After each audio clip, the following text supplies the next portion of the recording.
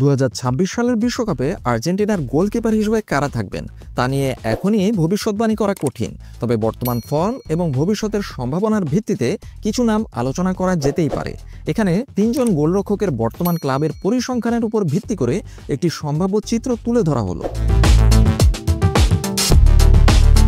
Emiliano Martinez, বর্তমান club Aston villa.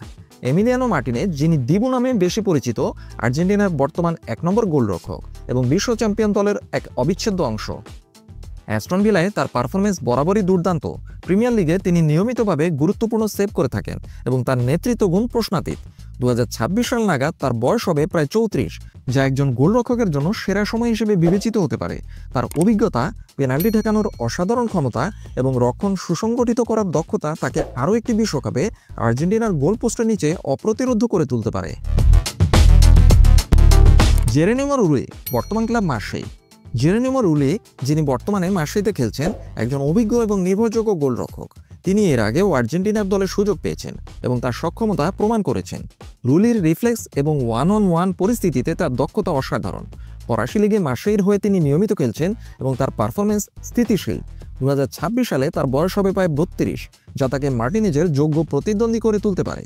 যদি তিনি তার ফর্ম ধরে রাখতে পারেন এবং বড় ম্যাচগুলোতে চাপ সামলাতে পারেন, তাহলে তিনিও বিশ্বকাপের দলে জায়গা করে নিতে পারেন। ওয়াল্টার বেনিটেজ, বর্তমানে ক্রিস্টাল প্যালেসে খেলছেন, একজন প্রতিভাবান গোলরক্ষক যিনি ধীরে ধীরে নিজের জাপ চেনাচ্ছেন। তার উচ্চতা এবং এরিয়াল বলে তার নিয়ন্ত্রণ অসাধারণ। ডাচ লিগে পিএসভি আইন্দোভানের হয়ে খেলার সময় থেকেই তিনি নজর কেড়েছেন এবং এখন প্রিমিয়ার লিগের মতো কঠিন লিগে ক্রিস্টাল প্যালেসে নিয়মিত খেলছেন।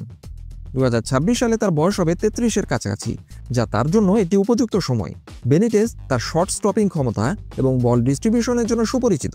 যদি তিনি প্রিমিয়ার লিগে ধারাবাহিক ভালো পারফর্ম করতে পারেন, তাহলে তিনিও আর্জেন্টিনার বিশ্বকাপ স্কোয়াডে জায়গা পাওয়ার জন্য একজন শক্তিশালী দাবিদার হবেন।